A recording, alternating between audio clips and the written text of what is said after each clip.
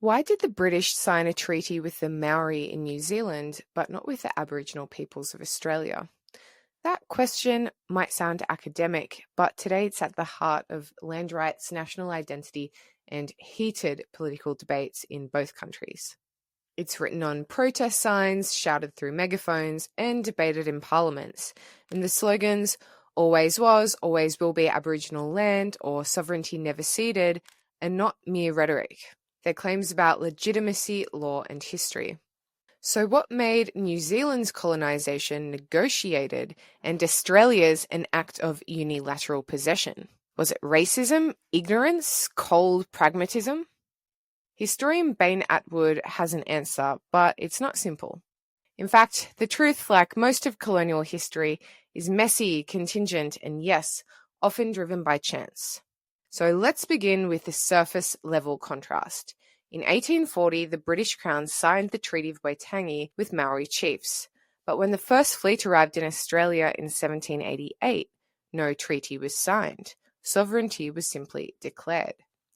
That difference has led many to believe that Britain recognised Maori sovereignty but denied it to Australian Aborigines. The reality, as Attwood shows in Empire and the Making of Native Title, is far more complicated. For starters, sovereignty and property are not the same thing. When Britain paid the Noongar people to extinguish native title over a vast swathe of Western Australia in recent decades, 200,000 square kilometres, they got compensation, but no acknowledgement of sovereignty. It was a land deal, not a political settlement. Meanwhile, in contemporary Canada, King Charles recently acknowledged unceded territory. Is this surprising? Perhaps, but while Canada signed over 70 treaties with its Indigenous peoples, Australia signed none. The phrase Terra Nullius, literally land belonging to no one, wasn't about population, it was about legality. The Aborigines were seen as lacking the institutions necessary to own land. No government, no agriculture, no recognisable title. And as such, no one to make a treaty with. That wasn't how the Maori society was viewed. The Maori had chiefs, war canoes, and crucially, land cultivation. They sold land, made treaties, and fought in wars, and they won them. At Ohaue in 1845, Maori inflicted a humiliating defeat on a British force more than 6 times their number, artillery included. When Governor Grey arrived shortly after, he took the pragmatic approach. He bought more than half of New Zealand from Maori, 32.5 million acres, for less than half a penny an acre. But this wasn't generosity, it was strategy. Compare this to Australia, where the founding of New South Wales wasn't a grand plan of conquest or a humanitarian mission. It was a prison solution. Britain had just lost America its most useful dumping ground for convicts, thanks to the Revolutionary War. With the prisons overflowing and no more colonies across the Atlantic to absorb the overflow, Lord Sydney, Britain's Home Secretary, needed a solution, fast. Sydney wasn't some cartoon villain twirling his wig.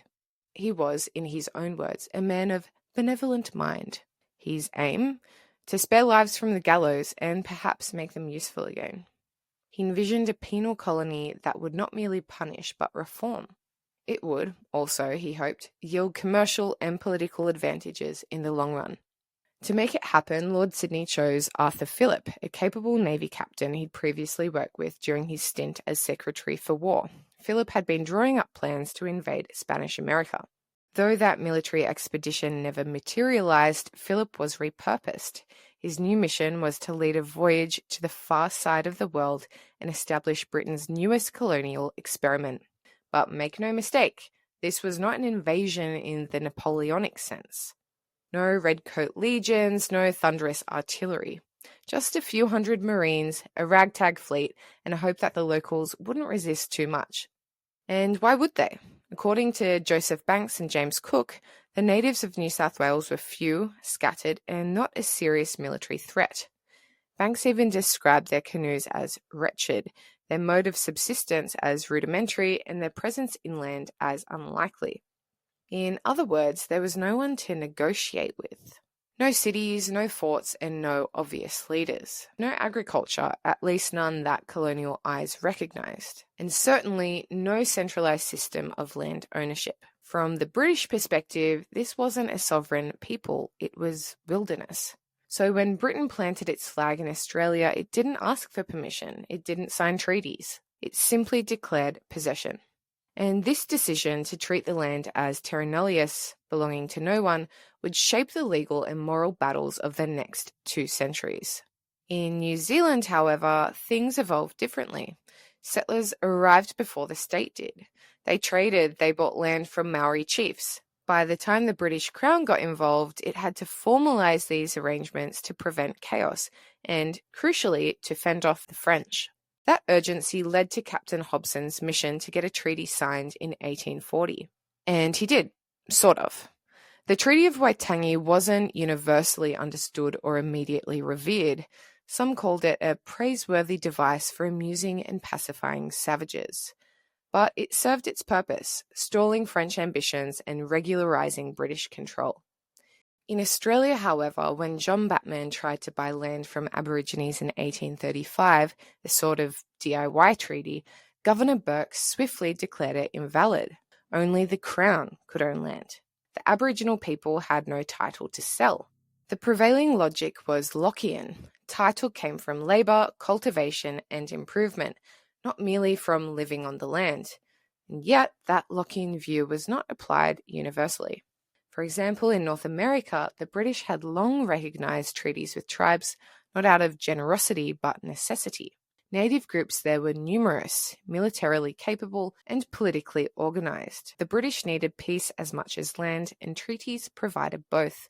By contrast, in Australia, the colonial project required neither. Still, the idea that the British were acting out of coherent legal doctrine rather than expediency, fear, or convenience is one Attwood rejects.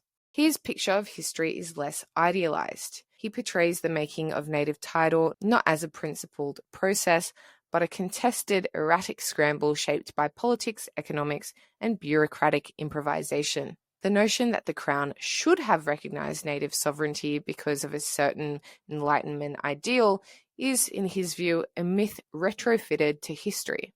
Even the Treaty of Waitangi didn't emerge from high principle.